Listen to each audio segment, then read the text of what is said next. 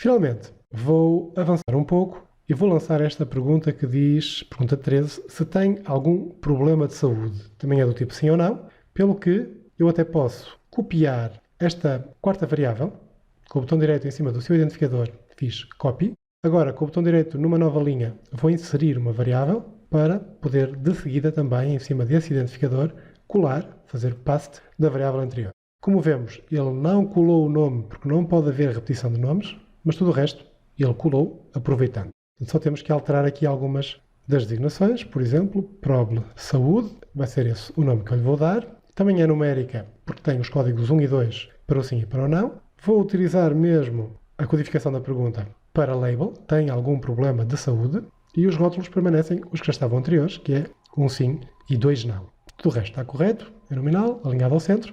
E para terminar este tutorial sobre a definição de variáveis qualitativas no SPSS, eu vou agora definir a pergunta 14, que é se sim, diga qual. Portanto, qual o problema de saúde? Vou chamar-lhe que proble saúde. Aqui, como a variável vai ser de escrita detalhada, uma pergunta textual aberta, então já terá que ser do tipo string e convém dar um número de caracteres suficiente, por exemplo, 100 caracteres, para que se possam redigir vários problemas de saúde, se for o caso. Aqui o label poderá ser este, problemas de saúde da grávida. E agora, apesar de nós não definirmos valores para escolher de uma lista, porque não conseguimos antecipar o que cada uma das inquiridas vai escrever nesta pergunta, pode haver o caso de a grávida não responder por mais do que um motivo. Ou seja, se na pergunta anterior, que é tem algum problema de saúde, a grávida disse que não, respondeu a opção não, então ela automaticamente já não pode dizer que problemas de saúde tem, porque esta pergunta, esta segunda pergunta, não se aplica a si.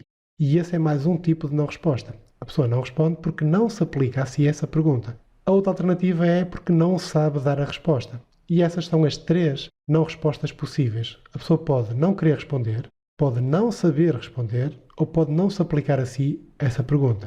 E neste caso, nos valores, nós poderemos contemplar aqui um valor, por exemplo, o 999, vamos supor, para designar que não se aplica essa pergunta àquela pessoa.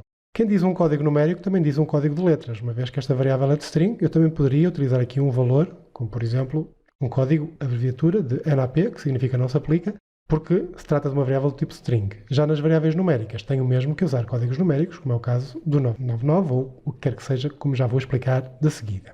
Pronto, vou alterar, fazer OK. Só que se eu apenas preencher o campo dos atributos válidos com este valor e não disser aqui no atributo missing que eu devo, em vez de não ter nenhum valor para não respostas, que eu tenho um, que é o tal NAP, se eu não fizer esta segunda ação, o que acontece é que na vista dos dados, na data view, eu tenho a possibilidade de escolher da lista a opção não se aplica, mas depois o SPSS considera aquela resposta como uma resposta válida, como outra qualquer. O facto de eu, na vista das variáveis, acrescentar na coluna dos missings que a este código NAP corresponde uma não resposta, é uma instrução ao SPSS que lhe diz isto é para ser tratado à parte. Não deve fazer parte, por exemplo, de um gráfico que eu venha a gerar, ou se fizer parte, será identificado à parte, será identificado de forma autónoma, para que se saiba quais são as respostas válidas e quais são as não respostas. As pessoas que não responderam àquela pergunta, por qualquer motivo, ou porque não se aplicava, ou porque não sabiam a resposta, ou porque não quiseram responder. Isso é importante. Vou deixar ficar alinhado à esquerda porque é um conjunto de letras e é uma variável nominal porque a descrição de uma doença não é maior do que a descrição de outra doença qualquer que a pessoa tenha. Para fechar este capítulo das não respostas, vou apenas recuar um pouco, por exemplo, aqui no problema de saúde, que foi definido como sendo um sim, 2 não, se a pessoa tinha ou não tinha. Imaginem que aqui havia a possibilidade da pessoa não responder por mais do que um motivo, porque não sabia, porque não queria ou porque não se aplicava. Que código numérico é que eu deveria utilizar para designar essas não respostas? O 1 e o 2 já estão ocupados, por isso só poderia utilizar o 0 ou qualquer um dos outros do 3 até ao 9. Poderia utilizar o 3, essa seria a primeira opção das pessoas que não têm experiência em trabalhar com o SPSS, mas não seria a melhor opção. O ideal é utilizar os valores do fim da escala, neste caso o 9. Porquê? Porque da pergunta para pergunta, o número de categorias de resposta, o número de opções, pode variar. Aqui temos apenas 2, mas nas habilitações literárias tivemos 4, do 1 até ao 4. Portanto, o que aqui seria a opção 3, que significaria não resposta, na pergunta das habilitações literárias já seria uma resposta válida. A opção 3 seria ensino secundário. Isto para manter uma certa coerência, porque quando nós lançamos os dados na vista dos dados, e para isso é importante também falar deste botão, que é o chamado Value Labels, que tem que estar ligado.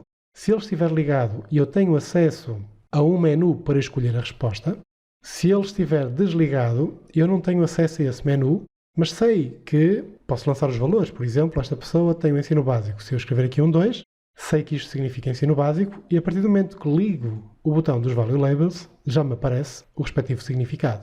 Também poderei ir ao menu View Value Labels, que é a mesma coisa que este atalho aqui dos botões. Daí que é importante manter a coerência. Se o 9 significa não se aplica, vai ser definido aqui na variável View para todas as variáveis em que isso faça sentido, como sendo um missing value. Quem diz o 9 diz o 8 para não sabe, ou diz o 7 para não quer responder.